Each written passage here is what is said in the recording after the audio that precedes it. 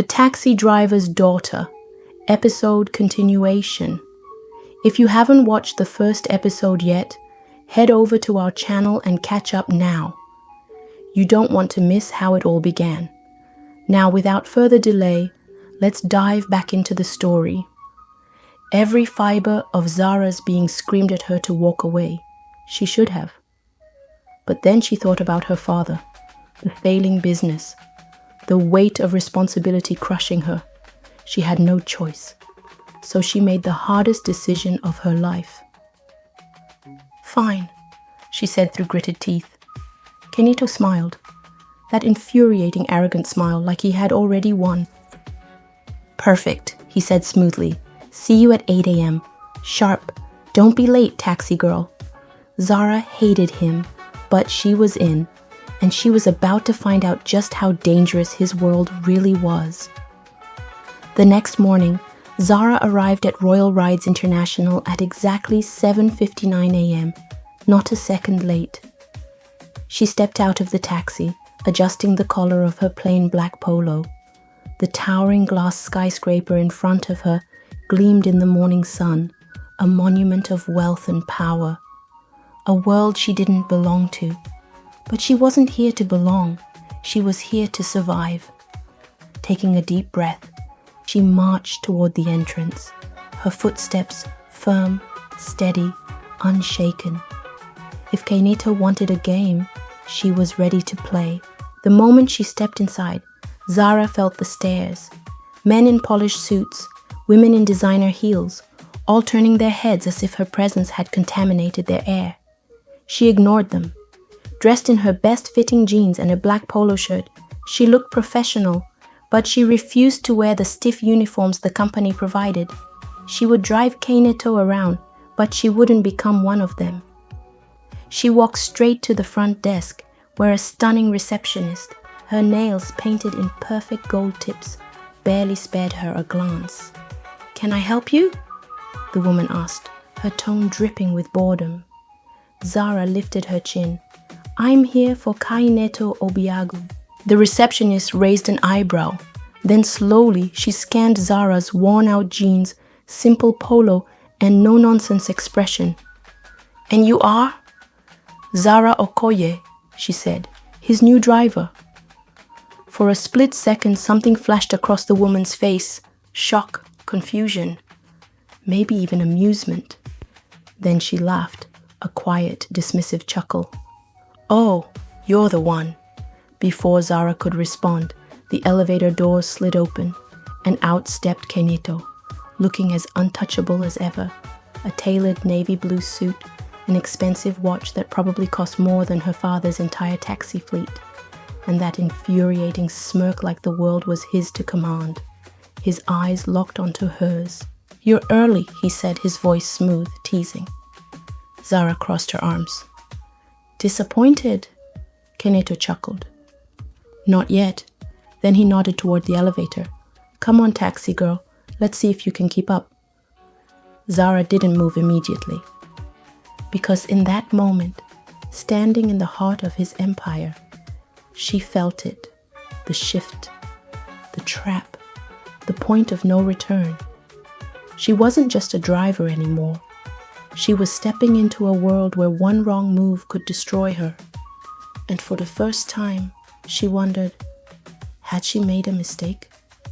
The elevator ride with Kenito was silent, but Zara could feel his presence like a weight in the small space. His confidence was unshaken, his stance casual, as if he was in complete control of everything, including her. She refused to let him get inside her head. The doors slid open, and she followed him through the sleek, glass-walled corridors of Royal Rides International. Employees glanced their way, whispering. Some stared at Kenito with admiration, others at her with confusion or amusement, like she was a joke. Zara kept her head high. She wasn't here to impress these people. She was here to survive, and maybe, just maybe, to win. The moment she stepped into the underground parking lot, she spotted the car waiting for her, a sleek black Range Rover. Shiny, powerful, the kind of car meant for men like him. Through the tinted windows, she could already see Kaneto inside, lounging like a king in his throne, phone in hand, completely unbothered. He didn't even glance at her as she slid into the driver's seat. The scent of his expensive cologne filled the car, a mix of power and arrogance. "Right on time," he murmured, still looking at his phone. His voice was smooth, almost impressed. Zara smirked. Disappointed? His lips twitched. Not yet. Zara rolled her eyes and revved the engine harder than necessary, letting the sound echo through the parking lot. "Where to, boss?" she asked, voice dripping with sarcasm. Kaneto finally looked up, his dark eyes locking onto hers through the mirror. That same smirk, that same cocky amusement. "Take me to the governor's lounge in Ikoyi." Zara's stomach twisted. The governor's lounge, the playground of Lagos's elite, a place where men like Kaneto made deals over whiskey and million-dollar handshakes. She had no business being anywhere near that world, and yet here she was, driving straight into it.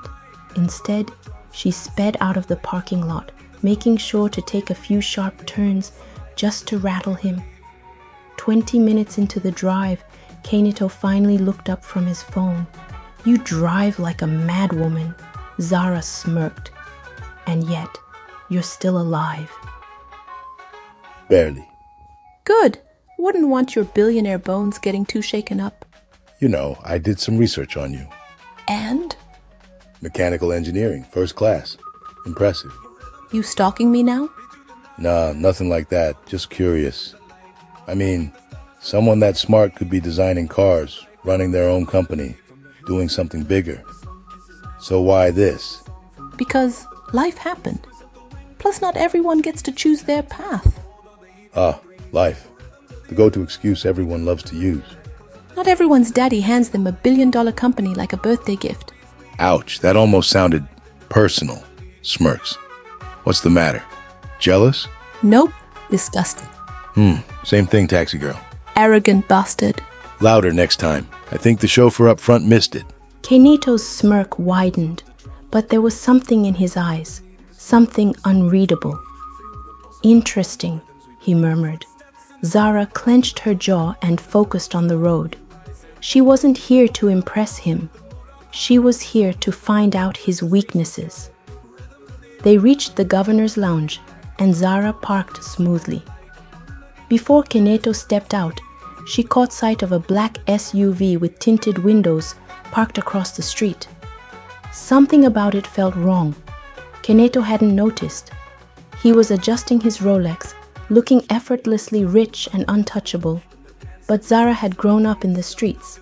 She knew when she was being watched. "Kaneto," she said cautiously, eyes on the SUV. "Are you expecting company?" He frowned. "Number why?" She nodded toward the car.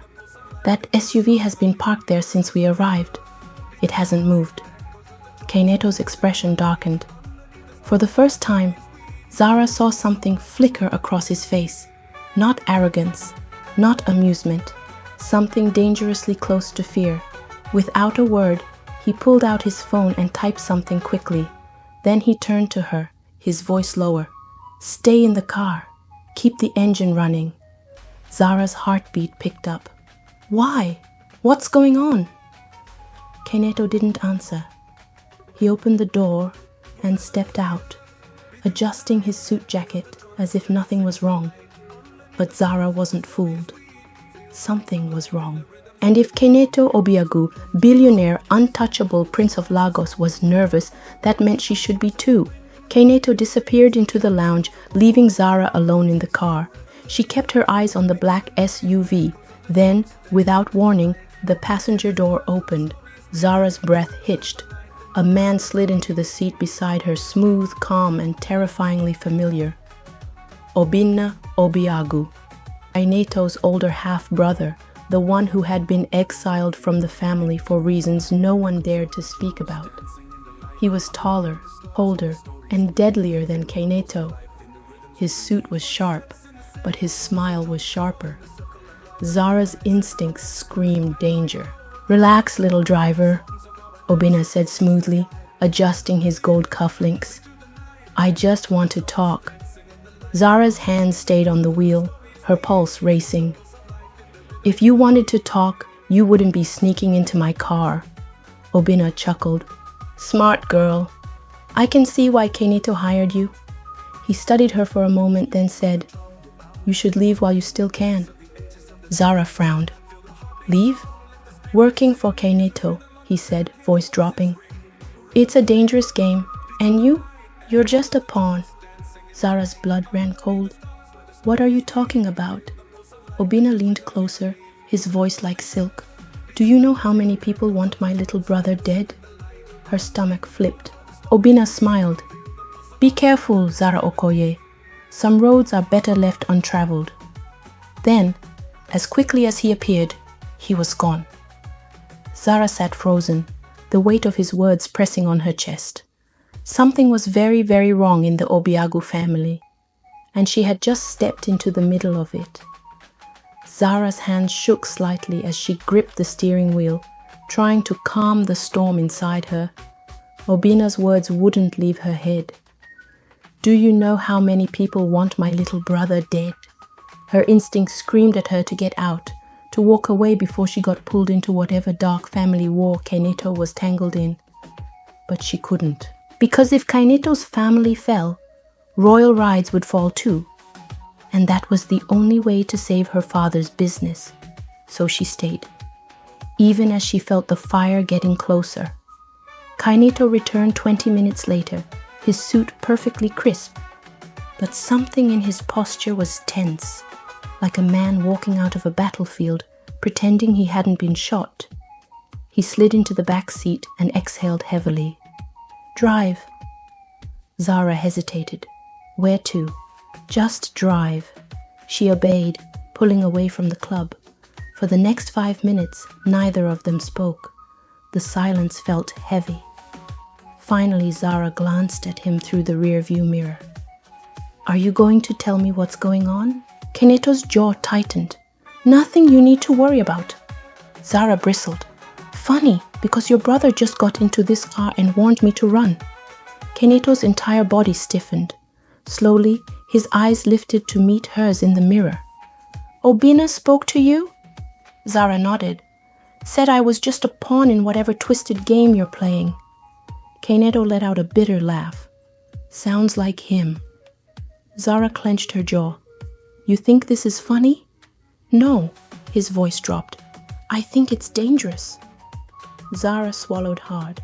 "Why does your brother hate you?" Keneto looked out the window, avoiding her gaze. "Because he thinks I stole something from him," he said finally. "And he wants it back." Zara frowned. "What did you steal?" Keneto's eyes darkened. "Everything." Zara didn't press him further, but the air between them remained thick with unspoken truths. By the time she pulled into the company parking lot, Keneto had already buried himself in his phone, ignoring her completely. Fine. She wasn't here to be his confidant. She was here to take down his empire from the inside. But as she stepped out of the car and saw a sleek black Mercedes parked nearby, a bad feeling crept up her spine. A man in a grey suit stood leaning against the car, arms folded, watching them closely.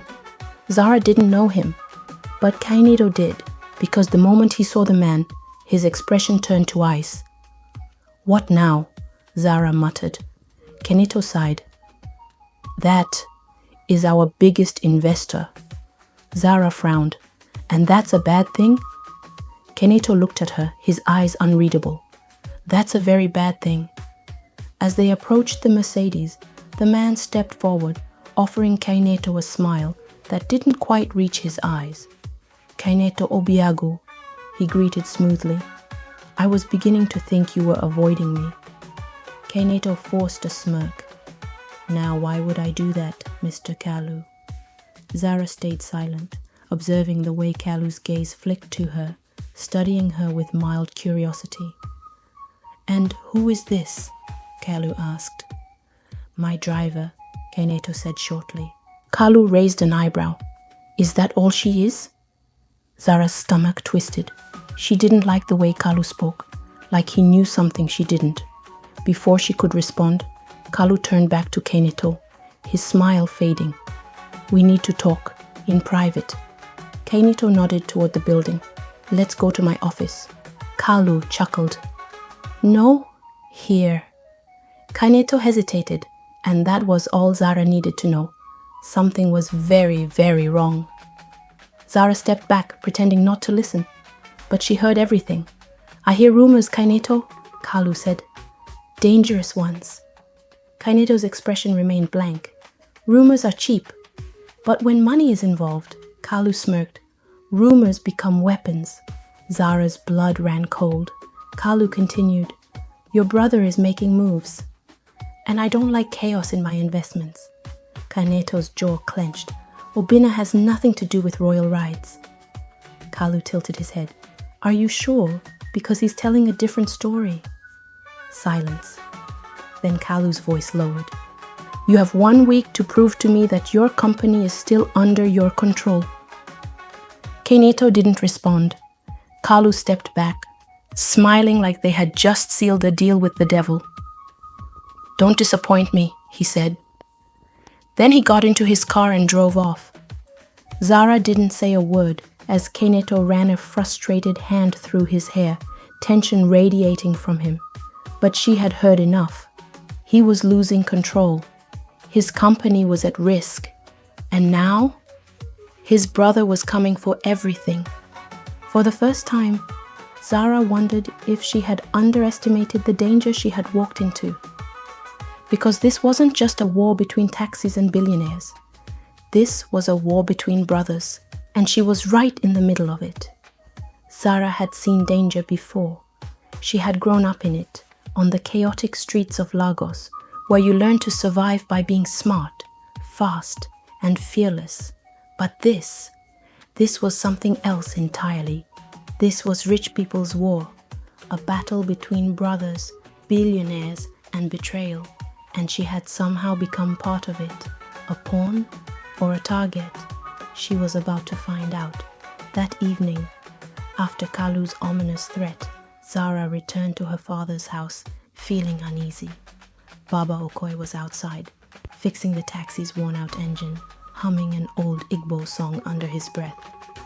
Zara watched him for a moment, her heart aching. Her father didn't know how deep she was in. He didn't know that the company responsible for their suffering was now her battlefield. She turned away, heading toward the door. Bang! A loud crash from the street made her spin around. Her heart stopped. The taxi's windshield was shattered. A brick lay on the hood, surrounded by shards of glass. Baba Okoye dropped his wrench in shock. Chineke, what is this? Zara's blood ran cold. She rushed forward, grabbing the brick. Something was tied to it. A note. Her hands trembled as she unfolded the paper. In bold red letters, it read, Stay away from Kaineto Obiagu. Next time, it won't be a warning. Zara's breath came in short, sharp gasps. Baba Okoye looked at her, fear in his eyes. Zara, what is going on? Zara clenched her fists. She had stepped into a war, and now the war was stepping into her life. The next morning, Zara stormed into Royal Ride's headquarters, her fury barely contained. She didn't care about the security guards eyeing her suspiciously. She didn't care about the posh executives staring at her like she didn't belong. All she cared about was him. She shoved open Kaineto's office door. He was sitting at his desk, sleeves rolled up, looking like he hadn't slept. His eyes lifted lazily. Zara, he said smoothly, to what do I owe the pleasure? Zara threw the note onto his desk. Kaineto's smirk vanished. His eyes darkened as he read the message. Then he lifted his gaze to hers. Where did you get this? Someone threw a brick through my father's taxi, she snapped. Because of you. His entire body tensed. Zara wasn't done. I told you, she continued, voice shaking with anger. I took this job to survive, not to get killed. Kainito leaned forward, his jaw tight. I never meant to put you in danger. Well, congratulations, she spat. You did. For a moment there was silence. Then Kainito picked up his phone. I'll handle this. Zara crossed her arms. Oh, just like you're handling your brother, your company, and the investors who want you out? Kainito's eyes flashed. Be careful, Zara. She stepped closer, her voice low and sharp. No, you be careful, Kainito, because if I find out you knew about this, if you had anything to do with it, I swear I will destroy you before you destroy me. Something changed in his eyes. Something dangerous. Something that made Zara's heartbeat quicken. Then, before she could react, Kainito stood and took a step toward her. Too close, too intense. His scent, his presence, his heat. Zara's breath caught, but she refused to move. Refused to back down. Kainito studied her face, then whispered, You're not scared of me. Zara's pulse pounded. No, she murmured. I'm not. Their eyes locked, fire meeting fire. Then, just as quickly, Zara stepped back. Kainito smirked, but it didn't quite reach his eyes. Good, he said softly, because things are about to get worse. That night, Zara barely slept. She kept replaying everything. The attack, the warning, Kainito's words. Her gut told her this wasn't random. Someone wanted Kainito out, and whoever it was, they saw her as a weakness. She hated that. She wouldn't be anyone's weakness. She wouldn't be a pawn. So she made a decision. She was going to find out who sent that message. She was going to uncover every secret Kainito was hiding. And then she was going to burn down everything that tried to break her. Zara knew one thing for sure. Whoever threw that brick wanted her scared. They wanted her to run, but they didn't know who they were dealing with. Instead of running, she did the opposite. She decided to dig deeper. If Kainito wouldn't give her the full truth, she would find it herself. And when she did, she would use it to end this war once and for all. The next day, Zara waited until Kainito was distracted before slipping into the company's restricted archives. She had noticed something the day before, a sealed folder on his desk marked Confidential, Obiagu Investments. She didn't know exactly what she was looking for, but she knew this: Kainito's empire was built on secrets. And somewhere in those pages, she would find out why people wanted him gone. She scanned through contracts, financial records, and private emails. And then she found it. A document with Obina's name on it. And at the top, stamped in bold red letters, Terminated Partnership, Obiagu Brothers. Zara's heart pounded. Obina hadn't been exiled. He had been betrayed by Kainito. Before Zara could process what she had just read, she heard footsteps approaching. She quickly slammed the file shut and turned, only to find herself face to face with Obina. Her stomach dropped. He leaned against the doorway, watching her. Curious girl, he murmured. Zara swallowed hard. What do you want? Obina stepped forward, his presence unnervingly calm. I want the same thing you do, he said. The truth. Zara frowned. What truth? Obina tilted his head. That my dear brother has been lying to you, that he's not the hero you think he is. Zara folded her arms. I never said he was a hero. Obina smirked. Then why are you still here? Zara hesitated. She didn't know anymore. Obina leaned closer. Let me make this simple, taxi girl.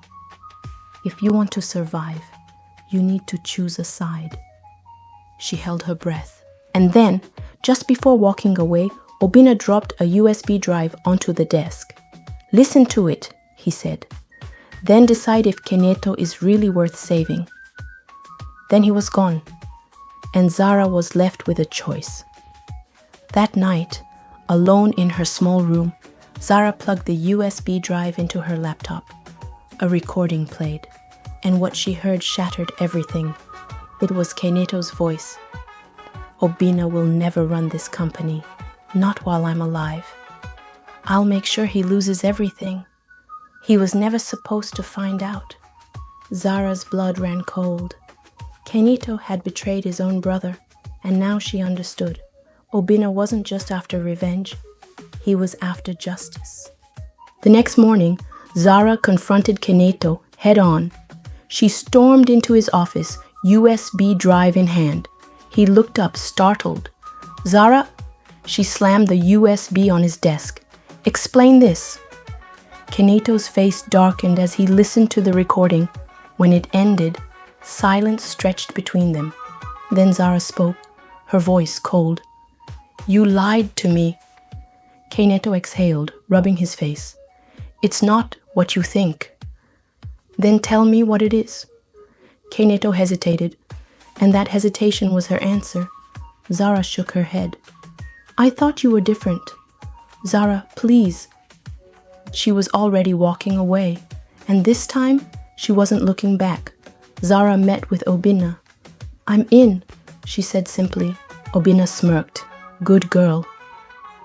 But Zara wasn't doing this for him. She was doing it for herself, for her father, for every taxi driver who had been pushed off the road by royal rides. It was time to end the Obiago Empire, and she would be the one to set it on fire. She spent the next few weeks working from the inside, feeding Obina critical information, patient, precise, relentless. Then came the final blow. A leaked report, bribery, tax fraud, illegal deals. The media erupted. Keneto was removed from his position. Royal rides collapsed. The empire fell. And Zara? She won. Months later, she stood in front of her own fleet of taxis. Her father's business, rebuilt from the ashes. But this time, she was in control. No more billionaires. No more betrayals. Just freedom.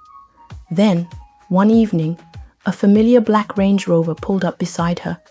She didn't need to look to know who it was. Keneto, the man she had destroyed, the man who had once underestimated her. He stepped out, his suit a little less perfect, his confidence a little more fragile. But his eyes? They still held the same fire. You got what you wanted, he said softly. Zara met his gaze, and you lost everything. Keneto exhaled, a small, bitter chuckle escaping his lips. Not everything. A beat of silence. Then, his voice lower this time, almost vulnerable. Do you regret it? Zara hesitated. Did she? Maybe. Maybe not. Her fingers grazed the smooth leather of her taxi seat, the weight of her choices settling over her. Finally, she looked up. No. Her voice didn't waver. Keneto's lips parted, as if he had been expecting a different answer. Then, after a long moment, he gave a slow nod. And just like that, he got back into his car and drove away, leaving Zara to her empire, leaving the past behind, and maybe, just maybe, leaving a future where their paths would cross again. Thank you for watching and joining us on this incredible journey. Be sure to explore more of our stories on the channel or click on the next video YouTube recommends. If this story touched your heart, please like, share your thoughts in the comments, and subscribe for more captivating African tales. Don't forget to tap the notification bell to stay connected to the wisdom and beauty of these stories. Until next time, stay blessed and keep shining.